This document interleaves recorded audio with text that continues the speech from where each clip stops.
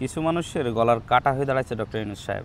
পথের কাঁটা বলেন, গলার কাঁটা বলেন, কিছু মানুষের জন্য একটা ভয়ানক একটা সমস্যা হয়ে গেছে, যার কারণে তারা সব ধরনের চেষ্টা করতেছে ডক্টর ইউনূসকে হাঁটানোর জন্য বা তার সিট থেকে নামিয়ে নির্বাচন দেওয়ার জন্য। তাদের মতে জনগণের ভোটে নির্বাচিত মানুষই একজন নির্বাচনের বা একজন সিটে বসার যোগ্যতা রাখে এবং দেশ শাসন করার যোগ্যতা রাখে। বাট ডক্টর ইউনূস সাহেব সে কিন্তু স্বেচ্ছায় আসে নাই, তাকে আনা হয়েছে।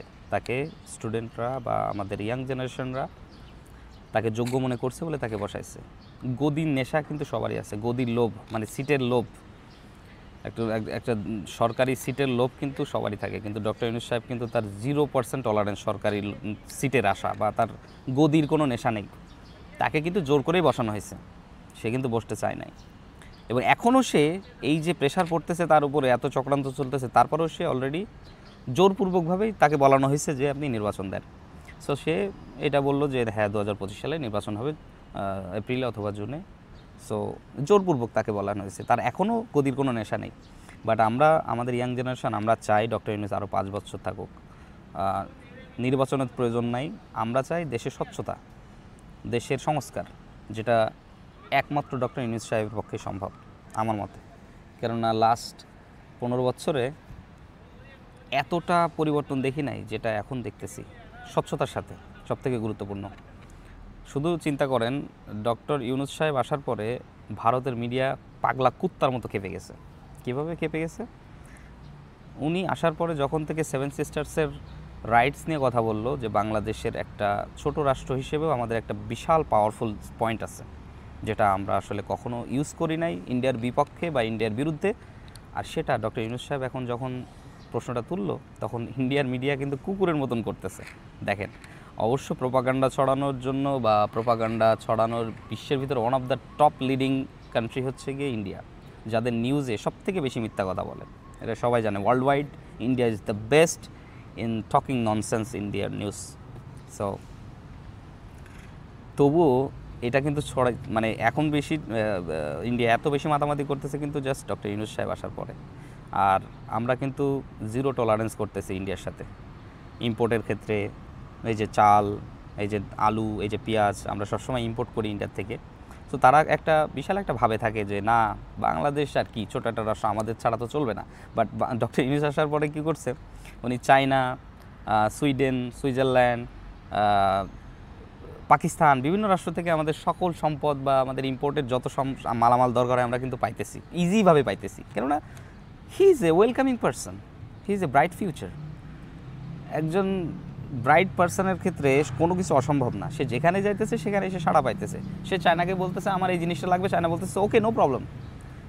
বাংলাদেশ বলতেছে আমার হসপিটালের সমস্যা, আমরা ইন্ডিয়ায় যে চিকিৎসা নিতে হয়, নো প্রবলেম। চায়না বলতেছে আমি হসপিটাল মেক করছি, আপনারা আসেন, সব থেকে কম খরচে আমরা চিকিৎসার ব্যবস্থা করবো, এমনকি বাংলাদেশেও আমরা হসপিটাল তৈরি করে দেবো। সো দেখেন, আমার মতে ডক্টর ইউনূস সাহেবের যে স্থানে দাঁড়িয়ে যেভাবে বাংলাদেশকে এগিয়ে নিয়ে যাচ্ছে বা যেভাবে চিন্তা করতেছে, আমাদের শেখ হাসিনা খালেদা জিয়া আপা কখনো এইভাবে পারতেন না। একটা টেবিলে 20টা দেশকে কনফারেন্সে বসানোর মতন ক্ষমতা ছিল না।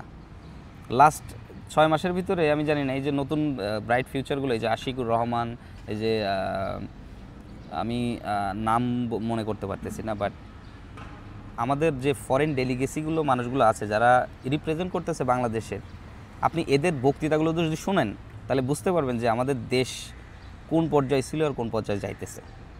ফরেন ইনভেস্টমেন্ট আসার কথা বাংলাদেশে, এবং সেটা নিয়ে আলোচনা চলতেছে। অবশ্যই এটা শিওর না 100%, হইতেও পারে নাও হইতে পারে। বাট এই যে ডেলিগেসিটা আসতেছে, কীভাবে আসতেছে?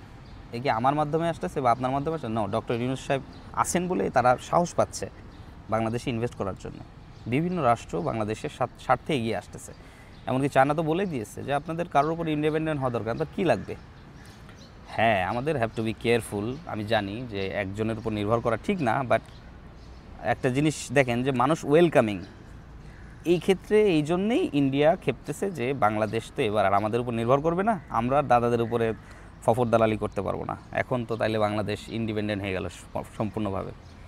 সো দেখেন একজন ব্যক্তি একটা দেশের জন্য কতটা এফেক্ট করে, ডক্টর ইউনূস সাহেব কতটা এফেক্ট করতেছে বাংলাদেশের জন্য। আমার মনে হয় আপনাদের চিন্তা করা উচিত, মতিভ্রম হয়েন না। আর নির্বাচন করতেছে তো একটা দল, যারা লাস্ট 15 বছর কিছু খাইতে পারে নাই, পকেট খালি, তারপরে রিভেঞ্জ করতে পারে নাই, যেহেতু আওয়ামী লীগ তাদের উপর একটা বড় প্রেশার দিয়ে সারা জীবন চলেছে এবং তাদের রিভেঞ্জ নেয় নাই, প্রতিশোধ নিতে পারে নাই।